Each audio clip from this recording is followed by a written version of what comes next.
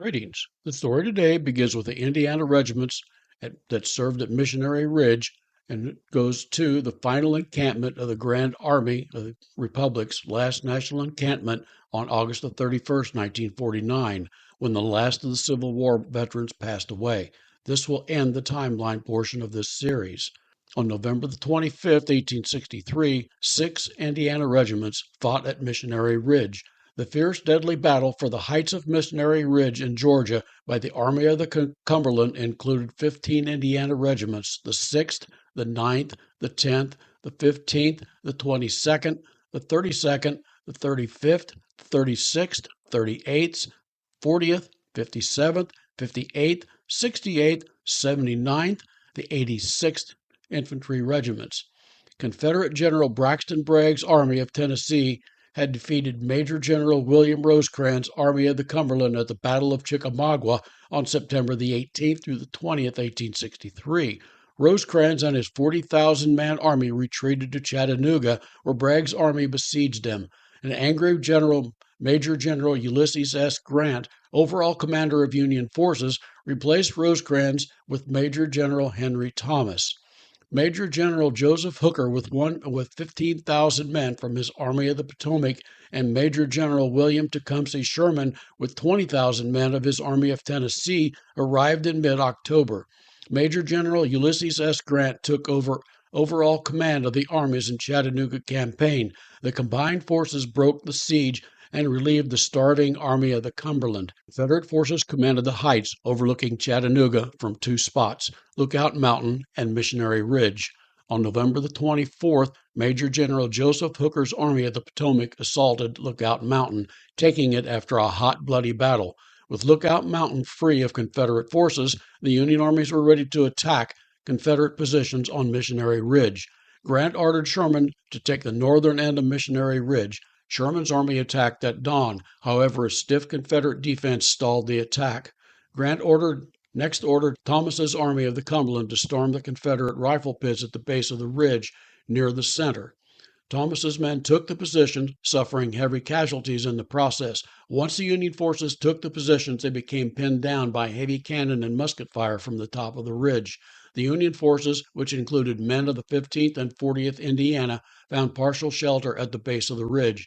Thomas initially ordered men to fall back, which they did reluctantly. To escape the heavy fire, the forces next advanced, driving through Confederate positions and continuing on up the steep, heavily defended slope.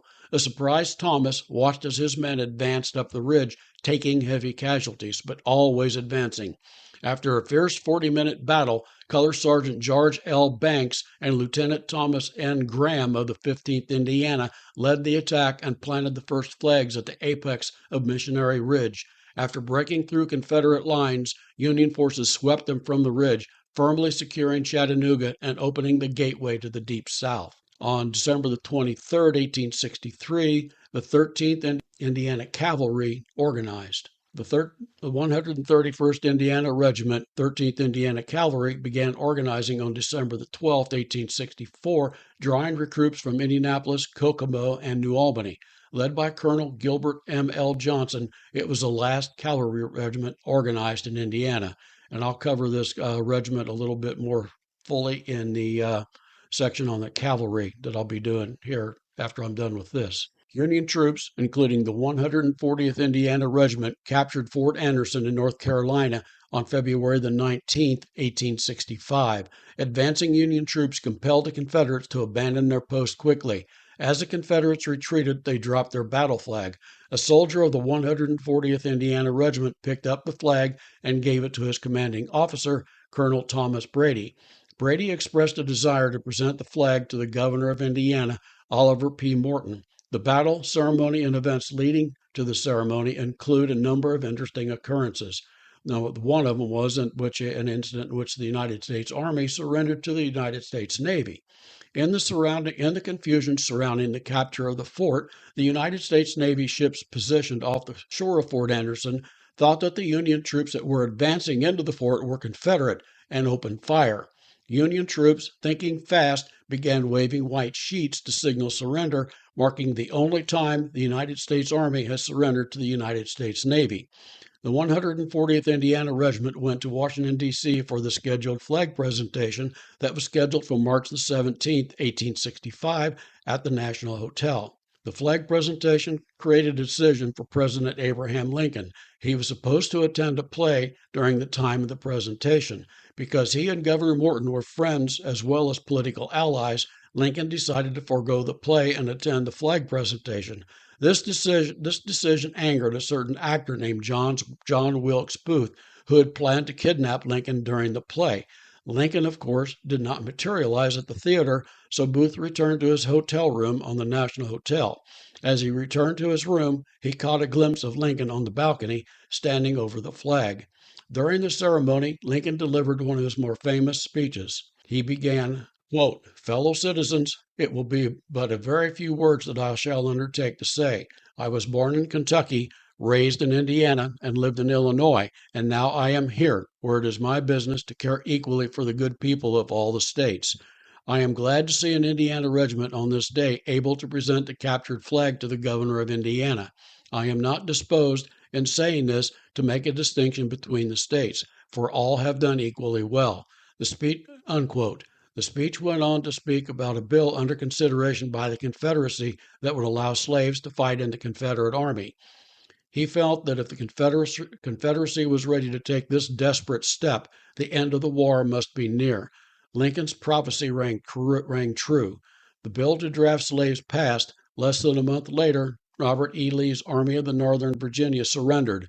And, of course, John Wilkes Booth did not kidnap President Lincoln. Instead, he shattered the nation by assassinating him on April the 14th, 1865. One of the last Indiana regiments to organize was the 143rd Indiana Regiment that organized on February the 21st, 1865. During the Civil War, regiments often organized by county. Thus, most recruits in a regiment came from a certain geographical area. The 143rd was composed of men from the 1st Congressional District, which included the area around Gary, Indiana. On December the 20th, 1864, the state put out a call to organize 11 regiments. A Civil War regiment consisted of 10 companies of 100 men, bringing a regiment's strength to a total of 1,000 soldiers. The state established recruiting stations in the provost marshal's headquarters in each region. The recruiting office sent new recruits to Indianapolis to organize the regiments. The enlistment terms of these recruits were to be 1 year. And I'll cover this regiment a little more deeply, as I've already said, in the later section. On April the 9th, 1865, Hoosiers learned of General Robert E. Lee's surrender at Appomattox Courthouse. The celebrations that broke out after Indiana residents learned of Lee's surrender caused the city newspaper, the Indianapolis Journal, to call them demented. However, the celebrants had good reason to revel in war's end. During the war, Indiana, the fifth largest Union state, had contributed 196,363 soldiers, sailors, and Marines to the war effort. Over 24,000 Hoosiers had lost their lives. Indiana contributed the second highest proportion of troops to the war in the Union.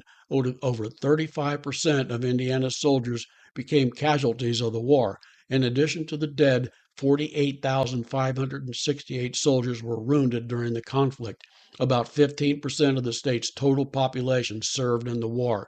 Hoosiers had a good reason to celebrate. On June the 16th, 1867, Indiana assumed control of the Soldiers and Sailors Children's Home in Knightstown.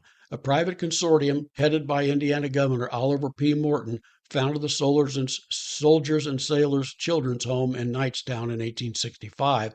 They intended the home as a refuge for the orphans of Civil War soldiers. The state assumed control of the home on June the 16th, 1867. The state operated the home under several names until its closing in 2008. On August 31st, 1949, the final meeting of the Grand Army of the Republic soldiers of the Civil War took place.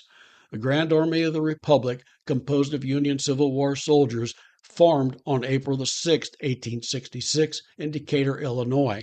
Eventually, the GAR, as it was called, grew to include chapters in every state, including the states of former Confederacy.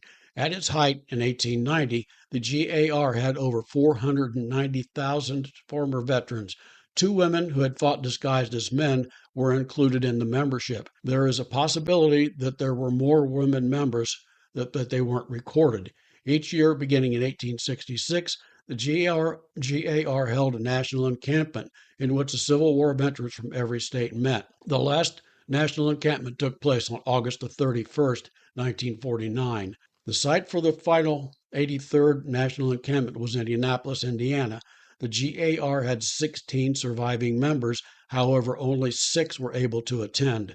The ages of the attendees range from 100 to 106 years of age. The members held their business meeting at the Hotel Claypool. One of the final acts was to elect the existing commanders of the organization to remain in command until the GAR died with the death of the last member.